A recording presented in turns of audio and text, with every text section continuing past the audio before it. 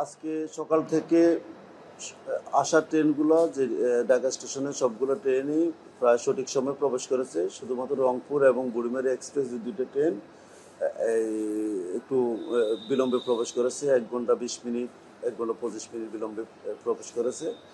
আর এই যাওয়ার ট্রেনগুলো প্রায় সব ট্রেনেই প্রায় সঠিক সময় গেছে। ইন্ডিফোর্ডের জন্য হয়তো 5-10 মিনিট লেট গেছে, কিন্তু প্রায় সবগুলোই সঠিক সময় গেছে। রংপুর এক্সপ্রেস ট্রেনটা 1 ঘন্টা 20 মিনিট লেটে বিলম্বে গেছে, আর বুড়িমারি এক্সপ্রেস ট্রেনটা এখনও যাত্রা শুরু করতে পারে নাই। এই দুটো ট্রেন ছাড়া আর কোনো ট্রেনই বিলম্ব হয় নাই, সব ট্রেনই সঠিক সময় আসছে এবং গেছে।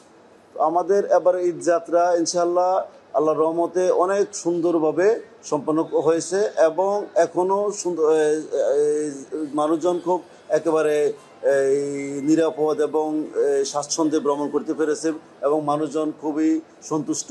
আপনারা যে প্যাসেঞ্জারের রিভিউ থেকে জানতে পেরেছেন, আপনারা তো বিভিন্ন রিভিউ দিচ্ছেন, আমি দেখছি। তো সেই হিসেবে আপনারাও জানেন, আমিও জানি যে মোটামুটি সম্মানিত যাত্রী সাধারণ অনেক সন্তুষ্ট। আমাদের এখন পর্যন্ত 16টা ট্রেন এসেছে, 15টা ট্রেন ঢাকা থেকে ছেড়ে গেছে। আর এখন সারাদিনে আমাদের প্রতিদিনের মতোই 43টা আন্তনগর ট্রেন আর 27টা মেল এক্সপ্রেস কমিউটার ও স্পেশাল ট্রেন যাবে এবং আসবে। টোটাল 70টা ট্রেন আসবে এবং যাবে।